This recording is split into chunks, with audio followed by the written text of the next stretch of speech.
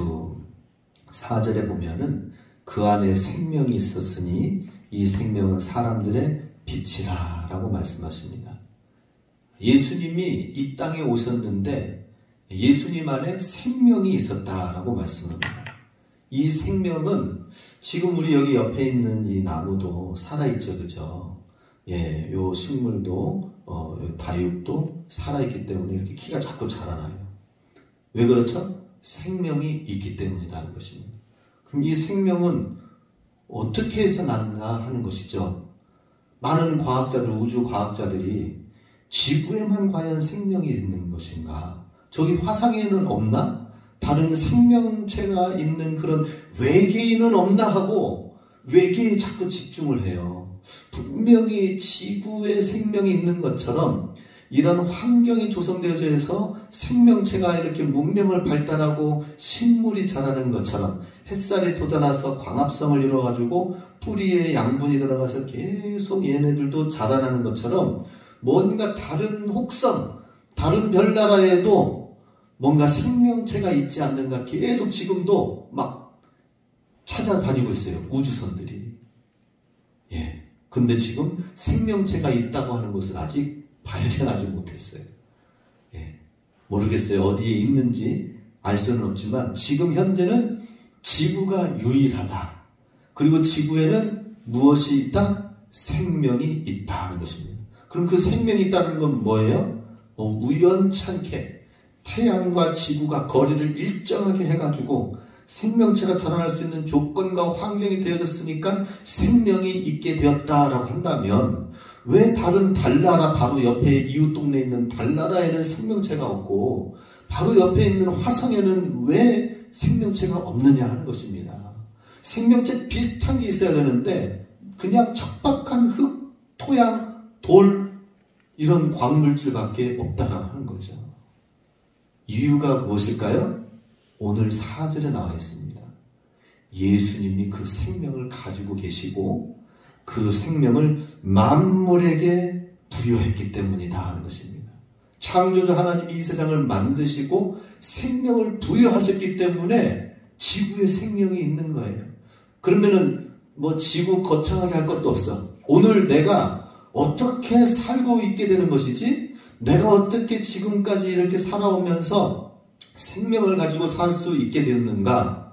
뭐 우연찮게 부모님이 뭐 여러 가지 우리나라는 50년마다 큰 전쟁이 있었는데 그 우리 조상들이 그 전쟁의 화살과 총알을 피해 가지고 살아왔기 때문에 나는 행운하다. 그죠? 이렇게 생각할 수도 있기 때문에 내가 그래서 존재한다라고 말할 수 있지만은 우리 정말 하나님 말씀이 사실 실체를 보여주고 있습니다. 그 안에 생명이 있었으니 예수님 안에 생명이 있었고 그 생명을 우리에게 부여해 주신 거예요. 그럼 생각해 보시기 바랍니다. 나는 그 무엇이 아니라 예수님이 나에게 생명을 주셔서 이 땅에 태어나게 하셨어. 그리고 지금까지 자라나게 하시고 보호하여 주시고 지금 이 자리에서 하나님의 말씀, 생명을 주신 그 하나님을 이야기를 듣고 있어요. 놀랍지 않습니까? 이야, 내가 지금 생명을 가지고 있는 것은 바로 나에게 생명을 주신 예수님, 하나님이시다라는 사실을 지금 우리가 하나님이 말씀하고 계신 것을 우리가 믿고 깨닫는 것이다 하는 것입니다. 우리 안에 있는 이 생명으로 인하여 하나님께 감사하시기 바랍니다. 다른 어떤 많은 거 있고 없고 그걸 따지지 말고 하나님 안에서 내가 생명 가지고 있어서 지금 오늘 생각하고 말하고 서 있고 앉아 있는 이것에 하나님께 생명으로 인하여 감사하자 하는 것입니다. 이 생명은 소멸되어지는 것도 있고 또 우리의 영혼은 어때요? 영원한 존재예요. 영원한 존재. 우리는 죽으면은 그냥 흙으로 그냥 끝장내서 우리 다음 생에서 봅시다 하고 그냥 안녕하고 뭐 뛰어드는 사람도 있는데 그거 몰라서 그렇죠. 우리에게는 영혼이 있어요. 짐승과 다르게 영혼이 있기 때문에 죽고 싶어도 죽지 못해. 영원한 존재의 영혼이 있기 때문에 이 하나님을 인정하는 자에게는 영원한 생명을 주셔서 예비를 하여 계시고 하나님께서 천국에 빌라를 지어 계신대요. 요한복음 14장에 나와 있습니다. 빌라가 지어서 우리를 준비하고 기다리고 계신대요. 이 땅의 부동산이 아무리 들썩거리고 있고 없고 한다 하더라도 개의치 마시기 바랍니다. 우리는 영원한 하나님의 그 예비되어진 그곳에 있기 때문에 중요한 것은 우리가 알아야 될 건 뭐예요? 우리는 영원한 생명을 가지고 있다 하는 것입니다. 영원한 생명. 그런데 예수님을 모르거나 배척하면서 사는 사람은 영원한 죽음, 사망이 있는데 그것은 없어지는 게 아니라 영원한 형벌과 고통이 있는 세상에 살게 된다는 것입니다. 이것은 우리가 살다가 보면은 어이구 내 삶이 정말 천국과 같다, 내 삶이 참 지옥과 같다 이렇게 표현하는 이유가 뭐예요? 천국과 지옥이 결국에는 있다는 사실을 우리는 기억해야 된다는 것입니다. 자, 그리고 이 생명을 지금 이 생명을 이제 정말 참된 영원한 생명을 가져야 되는데 이걸 좀 더 이해하기 쉽게 변화시켜서 이 생명은 사람들에게 있어서는 빛이다 라고 말씀을 하고 있습니다. 이 생명에 대해서 좀 더 쉽게 생명을 소유하고 생명을 누리고 이왕 생명을 가지고 있는 거 비실비실하면서 살면 안 되잖아요. 그죠? 이왕 생명 가지고 있는 거 기쁨 가운데에 충만한 가운데에 확신 가운데에 소망 가지고 살아야지 늘 절망 가운데 살면 안 되잖아요. 그래서 우리 이 생명이 정말 하나님 안에서 왕성한 생명을 이루도록 하기 위해서 빛으로 지금 이미지를 말하고 있습니다. 5절에 보면 빛이 어둠에 비치되 어둠이 깨닫지 못하더라. 하나님의 빛이 있는데 이 빛이 어둠을 비치지만은 어둠이 깨닫지 못한다라고 하는 것입니다. 하나님의 생명이 있는 사람은 하나님의 빛이 우리 안에 있는 거예요. 그래서 그냥 뭐 사람들이 이래요. 예수님 믿는 사람들 중에서 점 치러 다니는 사람들이 있거든요. 왜 점을 칠까요? 앞이 안 보이기 때문에 그런 거예요. 그래서 앞날을 자꾸 이제 막 물어봐요. 예. 그런데 하나님의 영원한 생명이 있는 사람은 우리 안에 빛이 있어요. 그래서 안 물어봐도 괜찮아요. 예수님이 내 가는 길을 지금 앞에 등불이 되어 말씀의 등불이 되어서 예수님이 내 가는 길을 비춰주시는 분이 계시기 때문에 그렇게 안 물어봐도 되는 거예요. 궁금하면 하나님의 말씀을 보면 돼요. 하나님 내가 어떻게 해야 되죠? 어떻게 살아야 되죠? 이럴 때는 어떻게 해야 되죠? 하면은 주님이 말씀으로 우리의 어두운 부분들을 비춰주시고 깨닫게 해주시고 도려낼 것 도려내라고 말씀하시고 그러면서 빛으로 하신다는 것입니다. 자, 이 생명이 있는 사람은 빛이 그 안에 들어있게 된다는 것입니다.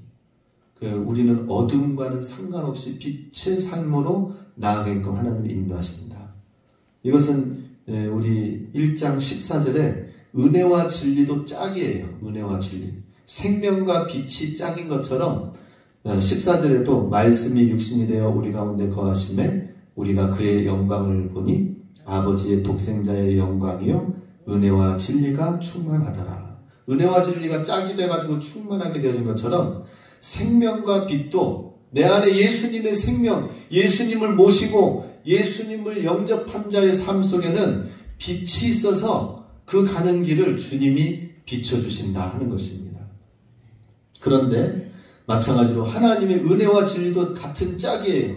하나님의 은혜를 충만하게 받으면 그냥 은혜 받는 것으로 끝나는 것이 아니라 하나님의 진리의 말씀을 우리에게 보여주십니다.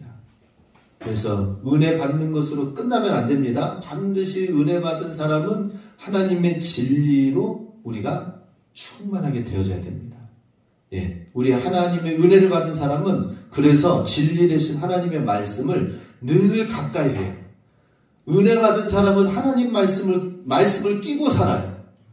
짝입니다. 예. 하나님과 나와 상관이 없으면 은혜 받지 못했다. 은혜가 식어졌다라고 해요. 은혜가 떨어졌다고 얘기합니다.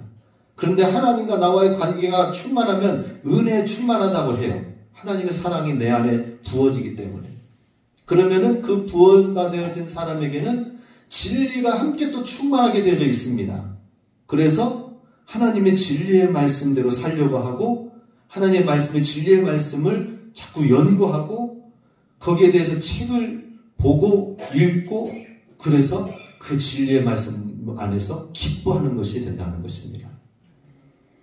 자, 이제 빛이 있다면 어두움이 있죠. 어둠이라는 것은 스코티아라는 말인데 이 어둠을 밝히는 빛 예수. 오늘 제목이 어둠을 밝히는 빛이죠.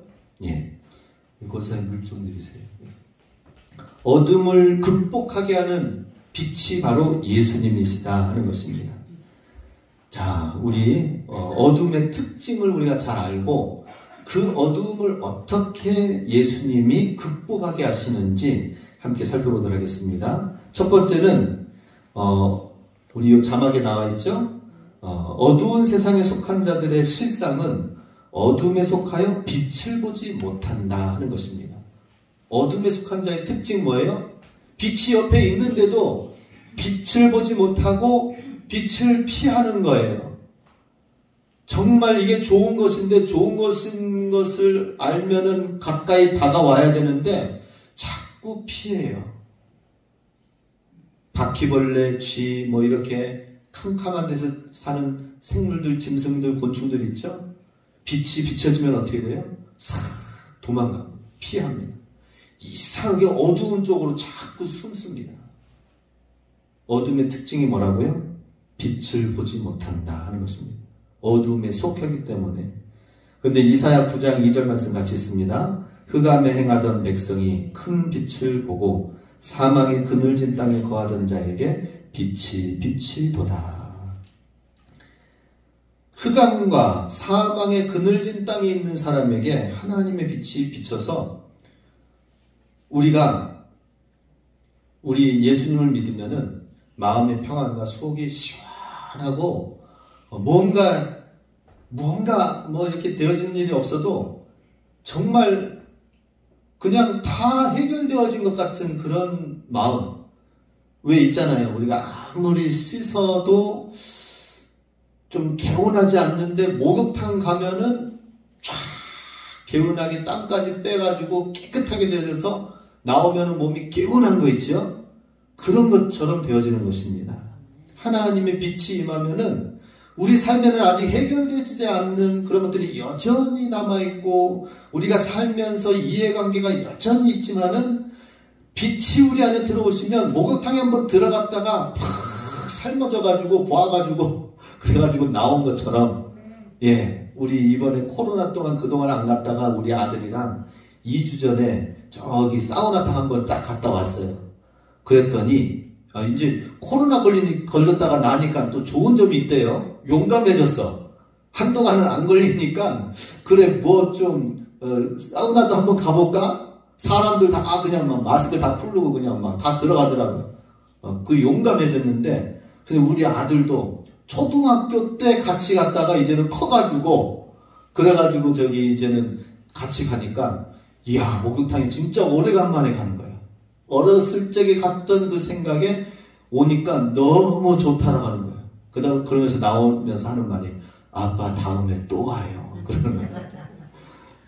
하나님의 빛이 우리 안에 비춰지면은 문제가 인생의 근원적인 문제가 해결되어져서 속이 시원해지는 거예요.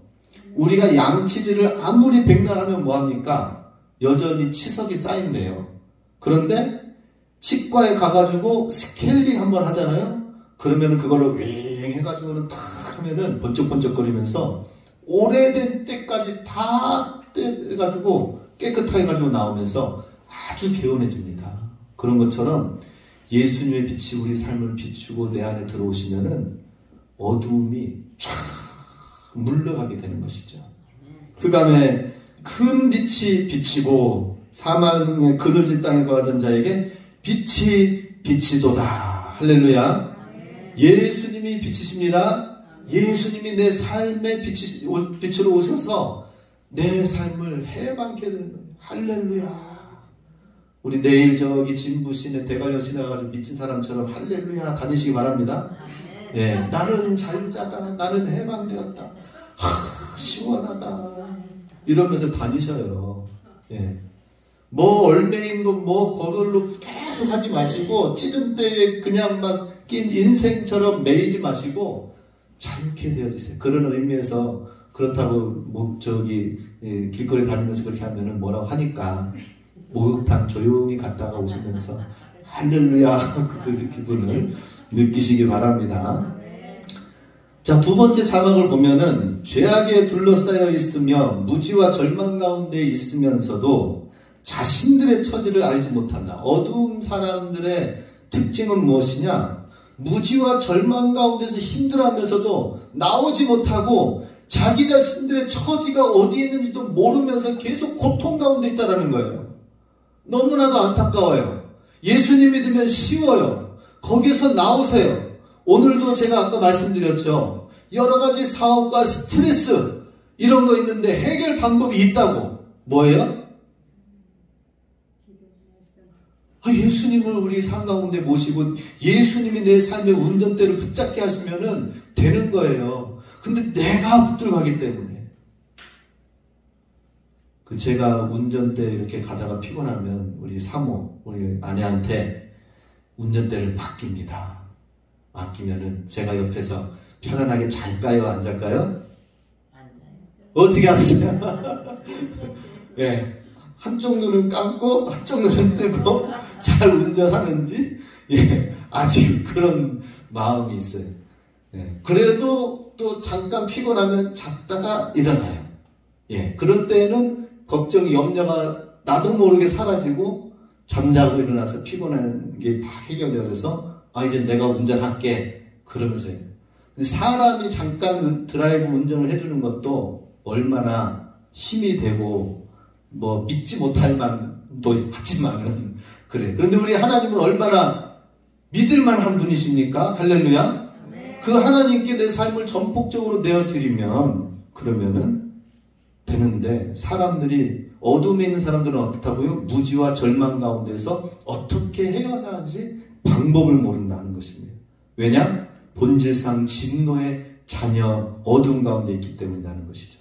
요한복음 12장 46절 있습니다. 나는 빛으로 세상에 왔나니 물은 나를 믿는 자로 어두움에 거하지 않게 하려 함이로라. 아멘. 빛으로 오신 예수님이 내 안에 오신다면은 예수님을 믿는 자는 어두움에 거하지 않도록 주님이 건져주신다는 거예요.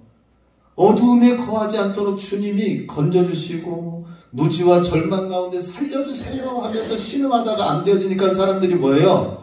술 먹고 잊으려고 하고 담배 피우면서 그것을 막 스트레스를 어떻게 해결할 것인가 막 고민하면서 하는데 이야 저는 진짜 이해가 안 되는 게 아침부터 식사도 하는 사람들이 담배 피우면서 막 아침부터 막 담배 피우면서 이렇게 하면은 이야 저 사람은 아침에 일어나면서부터 담배 피우면은 이야 저는 이제 이해가 안 가더라고요. 그런데 우리는 예수님의 자녀 빛으로 오신 예수님께서 어떻게 거기서 나오는지 방법을 가르치셔요. 너무나도 쉬워요. 주님께 옮기면 되겠죠. 우리의 염려를 주여 주님께 기도하면 되겠죠. 주님이 계시니까 주님만 믿습니다. 뭔가 믿는 백이 있죠. 우리는 하나님 백이 있는 거예요. 하나님 백. 자, 세 번째, 어두움에 거하기를 고집하는 한 어떤 희망도 존재하지 않는다는 것입니다. 어두운 가운데 있으면은 그 사람은 희망이 안 보여요. 소망이 없어요.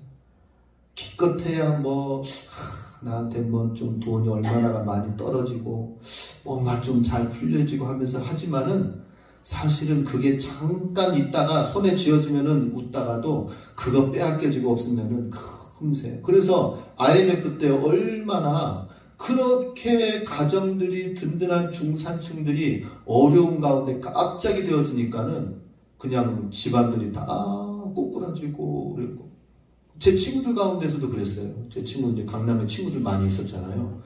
제 친구들 나중에 들어보니까는 얘기를 하는 거예요. 우리 아버지가 사업하다가 IMF 때 어려움 맞아가지고 우리 이렇게 어려운 가운데 있어서 강남 가운데 살던 때가 있었는데 야 다시 강남에 살기는 참 쉽지가 않다. 그런 얘기를 하면서 IMF의 어려운 얘기. 그런데 많은 사람들이 그러면서 가정도 깨지고 또 어떻습니까? 많은 사람들이 정말 건강까지 잃어버리고 안타까운 일들이 되어졌어요. 어두운 가운데 있는 사람들은 희망이 안 보이는 거예요. 희망이. 그런데 우리는 예수님 믿는 사람들은 어떤 상황에서든지 주님의 빛이 있기 때문에 주님이 비춰주시는 빛이 있기 때문에 가는 빛이 보여요. 아, 내가 지금은 비록 이렇게 어두운 가운데에 어려운 일들이 잠시 생겼지만은 내가 주님과 함께 또 나가자. 주님과 함께 출발하자. 주님과 함께 다시 일어서자. 주님 도와주세요. 이러면은 소망이 있는 거 아닙니까? 비전이 있는 거 아닙니까? 분명히 하나님 말씀에 주의 나라와 그의 의를 구하면은 이 모든 나에게 필요한 것을 더해주시고 선물로 채워주신다고 말씀하셨으니까 그 말씀 믿고 나가면 되는 거 아니겠습니까? 우리가 뭐 할 수 있는 게 뭐가 있어요? 하나님 말씀 믿고 소망 갖는 것이 다 하는 것이죠. 에베소서 5장 8, 9절 같이 있습니다. 너희가 전에는 어두움이더니 이제는 주 안에서 빛이라. 빛의 자녀들처럼 행하라. 빛의 열매는 모든 착함과 의로움과 진실함에 있느니라. 전에는 어둠이었었지만 이제는 주 안에서 빛이기 때문에 빛의 자녀들처럼 어떻게 하라는 거예요? 이제 나는 예전의 내가 아니야. 예전에 어두움에 있었던 내가 아니야. 우리 김현수 성도님 예전에 어두움의 내가 아닙니다. 예수님을 알지 못했던 그때와는 다르게 이제는 예수님이 내 삶의 주인 되심을 고백하고 이제는 달라졌어. 예, 그렇게 우리의 신분이 바뀌어졌다는 사실을 기억해야 됩니다. 우리는 새로운 존재, 새로운 피조물이 되어졌다 하는 것이죠. 그래서 우리 다른 성도들 볼 때에도 과거에 관심 기울이지 말고 또 내 자신에 대해서도 나는 새로운 피조물이 되어서 새로운 삶을 만들어 간다. 지금부터 시작하면 됩니다. 내 삶을 이제 새롭게 만들어. 그래서 저도 항상 지금 열심히 하고 지금 열심히 배우고 지금 열심히 만들어 가려고 합니다. 우리가 뭐 예전에 열심히 한 거 다 과거 일이잖아요. 지금 현재 중요합니다. 지금 예수님의 새로운 신분으로 하나님의 자녀의 신분으로 내가 어떻게 사는지 내 마음을 지금 어떤 마음을 품고 사는지 그게 중요하다 하는 것입니다. 네 번째로 어두움 속에서는 길을 찾지 못한다 하는 것입니다. 요한복음 8장 12절 있습니다. 예수께서 또 일러 가라사대 나는 세상의 빛이니 나를 따르는 자는 어두움에 다니지 아니하고 생명의 빛을 얻으리라. 자, 예수님을 믿는 자에게는 빛이 있어서 길을 찾지 못하는 게 아니라 길을 잘 찾아갈 수가 있어요. 예. 우리 예수님의 말씀이 지도입니다. 우리 인생의 설계도입니다. 하나님 말씀이, 주의 말씀은 내 발의 등불이다라고 했어요. 하나님 말씀이 내 삶의 등불입니다. 하나님 말씀 가지고 다니세요. 이게 손전등이에요.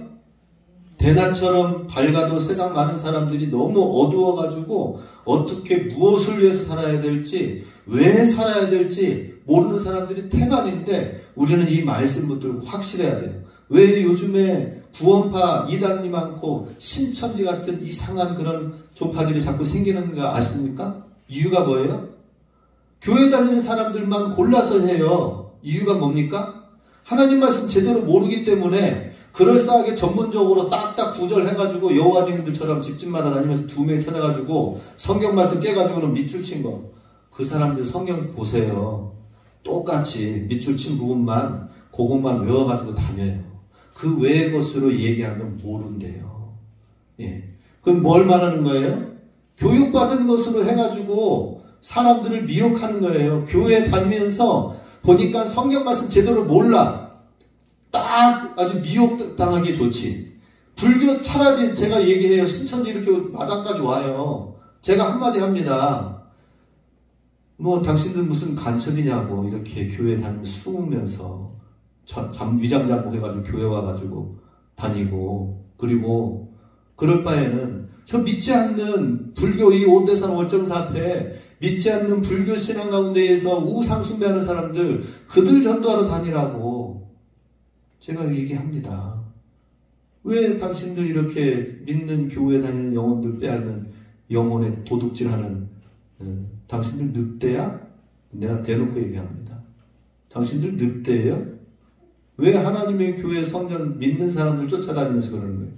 그런데 표적이기 때문에 그래요. 이미 교회 다니는 것에는, 그런데 이것도 저것도 아닌 시시하게 신앙생활을 하면은 교회 다녀도 뭐 별거 없구만, 이게 되는 것입니다. 그런 사람들한테 딱 뭔가 만들어져 있는, 차려져 있는 것으로 해가지고 가면은 미혹되어지죠. 그래서 우리는 어두운 가운데 있는 사람들이 길을 찾지 못합니다. 우리는 하나님의 말씀에 비치신 길을, 주님의 말씀의 빛을 잘 붙들고 알아야 됩니다. 열심을 품어야 돼요. 근데 오늘 수요 예배 나오신 분들이 참 훌륭하신 분들인 것 같아요. 그죠? 예, 하나님 말씀을 이렇게 새벽에는 무슨 말씀하고 있습니까? 열왕기하 말씀. 주일날에는 지금 이제 창세기 말씀까지 또 나눴고, 또 주일 오후에는 무슨 말씀? 무슨 말씀 나누고 있죠? 수요 예배 때는 요한복음이고, 주일 오후에는 사도행전. 지금 이렇게 해가지고 구약과 신약을 지금 막 골고루 해가지고 열심히 함께 말씀을 나누면서 이 예배 쫙 따라오면은 그 말씀 그대로 해서 얼마나 친절한 안내와 함께 더불어 갑니까? 그런데 이렇게 안 가면은 어떻게 될까요? 일주일에 딱 한 번만 나오시는 분들은 1년 365일 중에 52번, 그 중에서도 또 주일날만 나오시는 분들이 주일날 성수를 잘 하느냐? 간혹 또 빠져요. 그러면은 1년에 50번도 채 안 돼. 그런 가운데서 하나님 말씀을 본다고 스스로 생각하고 있어. 하나님 말씀 알고 있다고 스스로 생각하고 있어. 그분들 5년 하면 뭐예요? 5, 25. 250일이에요. 5년 동안 신앙생활 한 사람과 1년 동안 새벽기도 한 사람과는 달라요. 우리 하나님의 나라는 2년, 3년 내에 사도 바울은 교회를 세우고 일꾼들을 세웠습니다. 예, 멀지 않아요. 우리 교회 열심히 해가지고 2년, 3년 내에 하나님의 말씀의 빛을 가지고 어두운 가운데 있는 사람들한테 가르칠 수 있는 사람이 될 수 있도록 그렇게 준비되어 주시기 바랍니다.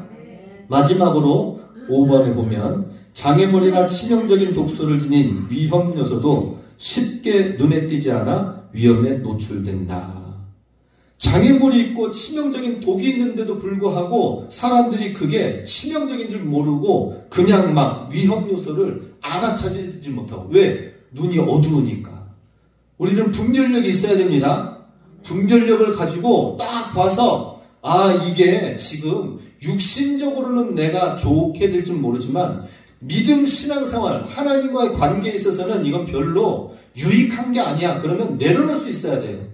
그런데 이거는 내려놓는 건 아니고 훈련이 안 되어져 있고 위험한 독인 줄도 모르고 그냥 그게 육신적으로 성공하고 돈 잘 벌고 뭔가 좀 잘 되어지고 그런 거는 막 쫓아가면서 막 해요. 자기 막 높아지고 자기가 뭔가 잘 되어지는 것처럼 생각하지만 착각하는 것입니다.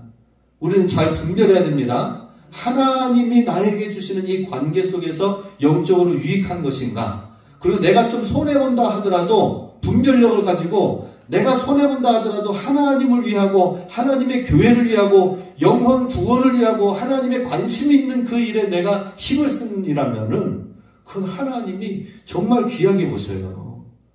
하나님이 귀하게 보시는 주님의 사람 되시기 바랍니다. 빛의 사람이 되시기 바랍니다. 그 사람이 바로 사도 요한이다 하는 것입니다. 6절 마지막으로 읽고 마치겠습니다. 하나님께로부터 보내심을 받은 사람이 있으니 그의 이름은 누구라고요? 요한이다 하는 것입니다. 우리 이 빛의 사람이 되어서 많은 사람들을 빛으로 인도하는 주님의 사람 되시길 주의 이름으로 축복합니다. 아멘.